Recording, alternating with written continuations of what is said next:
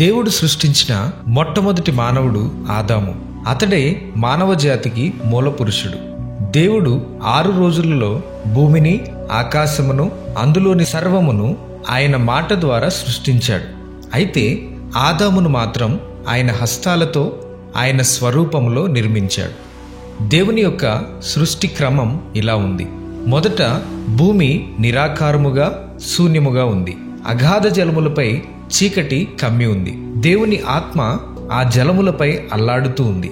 అప్పుడు దేవుడు వెలుగు కమ్మని ఆజ్ఞ ఇవ్వగానే వెలుగు కలిగింది. ఆయన మొదటి రోజు వెలుగును, చీకటిని వేరుపరచి వెలుగునకు పగలని, చీకటికి రాత్రి అని పేరు పెట్టాడు. రెండవ రోజు దేవుడు అగాధ జలములను 2 భాగములు చేసి పై జలములకు ఆకాశమని పేరు పెట్టాడు. మూడవ రోజు ఆకాశము క్రిందనున్న జలములన్నీ ఒక్కచోటే కూర్చబడునుగాక అని ఆజ్ఞాపించాడు. అప్పుడు జలములు, భూమి విడిపోయాయి. దేవుడు జలములకు సముద్రములని, ఆరిన నేలకు భూమి అని పేర్లు పెట్టాడు. నాలుగవ రోజు దేవుడు పగటిని ఏలుటకు సూర్యుడిని, రాత్రిని ఏలుటకు చంద్రుణ్ణి మరియు నక్షత్రములను నియమించాడు. ఐదవ రోజు దేవుడు ఆకాశములో ఎగిరే పక్షులను, సముద్రములో సంచరించే జలచరాలను సృష్టించాడు. ఆరవ రోజు దేవుడు వాటి వాటి జాతి ప్రకారము పశువులను, పురుగులను, అడవి జంతువులను సృష్టించాడు. సమస్త జీవరాశిని తన నోటి మాటతో సృష్టించిన దేవుడు 6వ రోజు తానే స్వయంగా నేలమంటితో నరుని సృజించాడు. తన మహిమ కొరకు దేవుడు నరుని చేశాడు. అతని నాసికారంధ్రములలో జీవవాయువును ఊదగా నరుడు జీవాత్మయ్యాడు.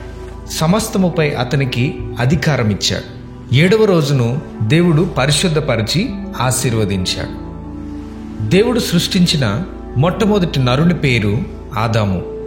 దేవుడు ఆదామును ఏదెను తోటలో ఉంచాడు. ఆదామునకు కష్టపడి వ్యవసాయం చేయవలసిన అవసరం లేదు. ఆవిరి నేల నుండి పైకి వచ్చి నేలను తడుపుతూ ఉండేది.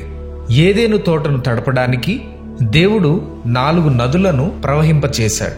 దేవుడు ఆ తోట మధ్యలో జీవవృక్షమును, మంచి చెడ్డలు తెలివినిచ్చు వృక్షములను ఉంచాడు. దేవుడు ఆదాముకు ఒక ఆజ్ఞను ఇచ్చాడు. నీవు ఈ తోటలోని పండ్లన్నీ తినవచ్చు, కానీ మంచి చెడ్డలు తెలివినిచ్చు పండ్లను తినవద్దు. ఒకవేళ అది తింటే నువ్వు నిశ్చయముగా చనిపోతావు అని చెప్పాడు. ఆదాముకు ఆకలి, దప్పిక, బాధ, చింత, సిగ్గు, బిడియం అనేవే లేకుండా చాలా సంతోషంగా జీవిస్తున్నాడు. ప్రతిరోజు ఒక స్నేహితునితో మాట్లాడినట్లు సృష్టికర్త అయిన దేవాది దేవునితో మాట్లాడుతున్నాడు. భూమి మీద జీవము కలిగిన ప్రతి దానికి ఆదాము పేర్లు పెట్టాడు. ఆదాము వాటికి ఏ పేరు పెట్టాడో అదే పేరుతో ఇప్పటి వరకు పిలువబడుతున్నాయి. సృష్టిలోని జీవరాశులన్నీ జంటలుగా ఉన్నాయి. అయితే ఆదాము మాత్రం ఒంటరిగా ఏదెను తోటలో సంచరిస్తూ ఉన్నాడు. అతనికి ఎవరూ తోడు లేరు. ఆ లోటును దేవుడు గమనించి ఆదాముకు తోడును ఇవ్వాలని అనుకున్నాడు. ఒకరోజు దేవుడు ఆదాముకు గాఢ నిద్ర కలుగజేసి అతని యొక్క ప్రక్కటెముకను తీసి దాని నుండి ఒక స్త్రీని తయారు చేశాడు. ఆమెను ఆదాము దగ్గరకు తీసుకుని వచ్చాడు. ఆ స్త్రీని చూసి ఆదాము చాలా సంతోషించాడు. నా ఎముకలలో ఒక ఎముక, నా మాంసములో మాంసము, ఇది నరునిలో నుండి తీయబడింది గనుక నారి అనబడును అన్నాడు. ఆదాము తన భార్యకు హవ్వ అని పేరు పెట్టాడు. ఆదాము హవ్వను ఎంతో ప్రేమించాడు. ఇద్దరూ ఆ ఏదెను తోటలో సంచరిస్తూ దిగంబరులుగా ఉంటూ కాలాన్ని గడుపుతున్నారు. వారు సిగ్గు అంటే ఏమిటో ఎరుగక పరిశుద్ధులై దేవునికి ఇష్టంగా ఉన్నారు. దేవుడు సృష్టించిన జంతువులలో సర్పము చాలా కుయుక్తి కలిగింది. ఒకానొక రోజు ఆ సర్పము స్త్రీ దగ్గరకు వచ్చి ఆమెతో మాట్లాడుతూ, ఈ తోటలోని పండ్లు చాలా బాగున్నాయి. మీరు ఈ తోటలోని పండ్లన్నీ తినవచ్చా, లేక ఏ చెట్టు పండైనా తినవద్దని దేవుడు చెప్పాడా అని ఆ స్త్రీని అడిగాడు. అప్పుడు ఆ స్త్రీ సర్పముతో, దేవుడు మాకు పూర్తి స్వేచ్ఛ ఇచ్చాడు. ఈ తోటలోని పండ్లన్నీ తినవచ్చని చెప్పాడు. అయితే ఆ తోట మధ్యలో ఉన్నటువంటి మంచి చెడ్డల తెలివినిచ్చు పండ్లను మీరు తినవద్దని చెప్పాడు. మీరు చావకుండునట్లు వాటిని తినకూడదనియు ముట్టకూడదనియు చెప్పెనని సర్పముతో అంటుంది. స్త్రీ మాటలు విన్న సర్పము నవ్వింది. అంతా అబద్ధం. దేవుడు చెప్పిన మాటలు నమ్మకండి. ఆ చెట్టు పండ్లు తింటే మీరు చావనే చావరు. మీరు మంచి చెడ్డలు ఎరిగిన వారై దేవతల వలె ఉంటారు. అందుకే దేవుడు మిమ్మును తినవద్దన్నాడు అని ఆ సర్పము ఆ స్త్రీతో చెప్పింది. సర్పము మాటలు విన్నటువంటి ఆ స్త్రీ అప్పటి వరకు చూడనటువంటి ఆ చెట్టు వైపు చూస్తే అవి చూడడానికి చాలా అందంగా కనిపించాయి, తినడానికి చాలా రుచిగా అనిపించాయి. కాబట్టి ఆ స్త్రీ కొన్ని తిని తన భర్తకు కూడా తినమని ఇచ్చింది. అది తినిన వెంటనే వారు దిగంబరులుగా ఉన్నామని గ్రహించారు. అంజూరపు ఆకులు కుట్టి తమ నడుములకు చుట్టుకున్నారు. సాయంకాలం అయింది. దేవుడు ఏదెను తోటకు వచ్చాడు. ఆదాము హవ్వలను పిలిచాడు. వారు ఆయన స్వరము విని ఆయన ఎదుటికి రాకుండా చెట్ల మధ్య దాక్కున్నారు. ఆదామా, నువ్వు ఎక్కడ ఉన్నావు అని బిగ్గరగా పిలిచాడు. అందుకు ఆదాము, నేను దిగంబరిగా ఉన్నాను, చెట్ల చాటున దాక్కున్నాను అని చెప్తాడు. అప్పుడు దేవుడు ఆదాముతో, నీవు దిగంబరివని నీకు ఎలా తెలిసింది? నేను తినవద్దని చెప్పిన పండ్లు నువ్వు తిన్నావా అని అడుగుతాడు.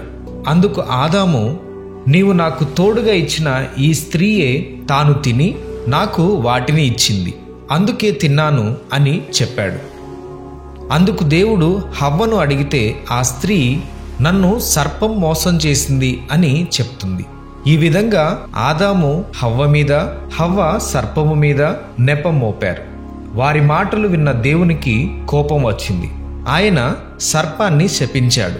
నువ్వు దీనిని చేసినందుకు పశువులన్నిటిలోనూ భూజంతువులన్నిటిలోనూ శపించబడిన దానివై కడుపుతో ప్రాకుతూ నీవు బ్రతుకు దినములన్నీ మట్టి తింటావు. మరియు నీ సంతానానికి స్త్రీ సంతానానికి వైరము కలుగుతుంది. అది నిన్ను తల మీద కొట్టును, నీవు దానిని మడిమె మీద కొట్టుదువని శపిస్తాడు.